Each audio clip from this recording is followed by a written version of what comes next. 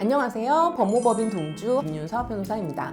국가대표 선수부터 유명한 프로 선수들까지 과거의 학교폭력 이력이 드러나면서 많은 논란이 되고 있습니다. 운동부 소속 학생들 역시 예외는 아닌데요. 최근 운동부 학생들이 학교폭력 가해자로 지목되는 사례가 늘어나고 있죠. 과거에는 기강을 잡는다는 이유로 또 팀 분위기를 맞춘다는 명분으로 운동부 내 폭력이 일종의 관행처럼 여겨지기도 했어요. 하지만 지금은 그렇지 않죠. 시대가 달라진 만큼 한번 학교폭력 가해자로 낙인이 찍히면 선수 생명까지 위태로워질 수 있습니다. 이런 상황에서 아이가 운동부 학교폭력 가해자로 지목되었다면 어떻게 해야 할까요? 정말로 운동을 그만두어야 하는 걸까요?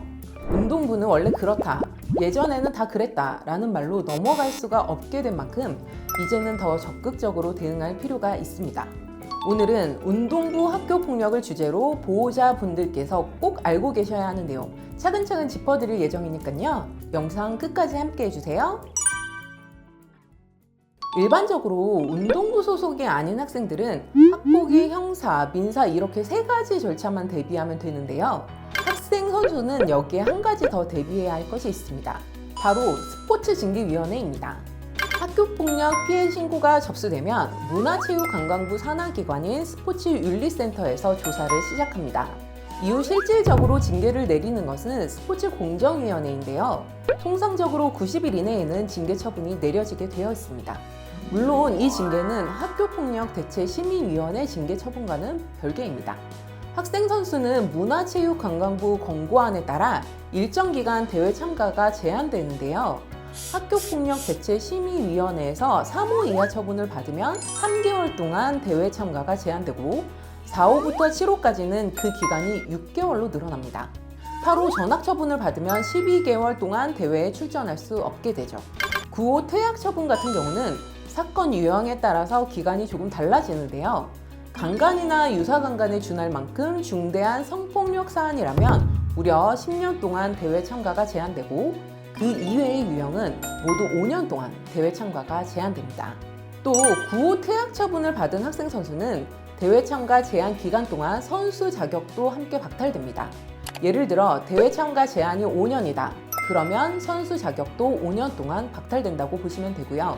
8호 9호 처분을 받은 학생 선수는 고입 체육 특기자 선발 대상에서 제외되니 이 점 역시 참고 바랍니다.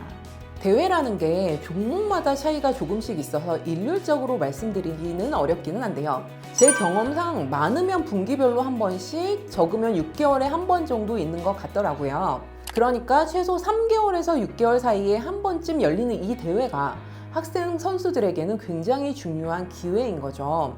이런 상황에서 6개월 동안 대회 참가를 못한다고 가정해 봅시다. 그러면 이 선수는 한 번이든 두 번이든 중요한 기회를 날리게 되는 겁니다. 학생 선수로서 역량을 키우고 드러내야 하는 중요한 시기에 가만히 손 놓고 있는 것과 동일한 결과라고 할 수 있어요. 그렇게 되면 진로 면에서도 악영향을 받을 수밖에 없겠죠.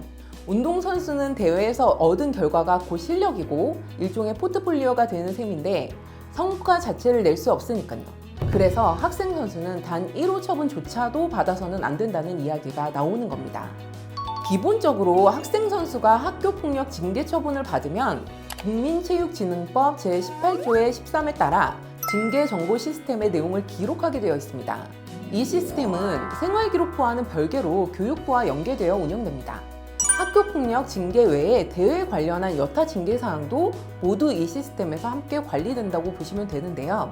2021년 11월 1일 이후에 개최하는 모든 대회는 징계 정보 시스템에 기록된 학교폭력 징계 처분 기록을 바탕으로 학교폭력 처분 이력 보존제 서약서를 제출하게 되어 있습니다.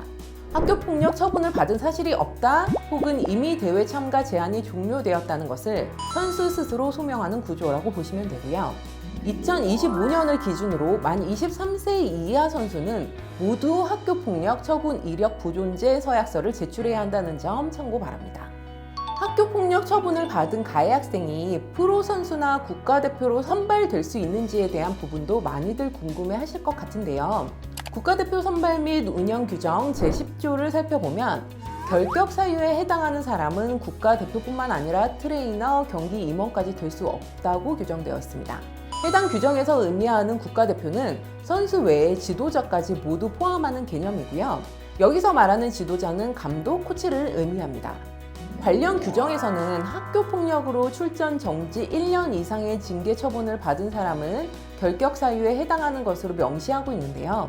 쉽게 말해 8호 이상의 처분을 받은 전적이 있다면 국가대표로 선발될 수 없다는 뜻입니다. 덧붙여 대한체육회 관련 취업 시에도 페널티가 반영될 수 있는데요. 관련 법에 따르면 선수는 물론이고 체육 지도자, 심판, 임직원과 채용 계약을 체결할 때도 징계 정보 시스템을 통한 징계 관련 증명서를 제출받아 징계 이력을 확인하게끔 되어 있습니다.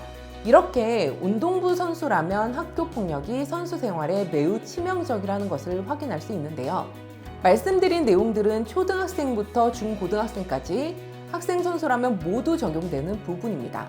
요즘은 스포츠 중에 일어나는 몸싸움이나 신체적인 터치나 그런 부분에 있어서도 학교 폭력 피해로 주장하는 학생들도 간간히 보이더라고요. 그래서 이런 경우에는 수업 시간의 정황이나 경기 중의 정황을 면밀히 살피셔서 꼭 조치 없음을 받을 수 있도록 노력해야 되는 부분도 참고해 주셨으면 좋겠습니다. 학생 선수의 학교 폭력 징계 이력은 단발적인 불이익에서 그치지 않고 선수 생활 전반적인 면에서 부정적인 영향을 미치니까요.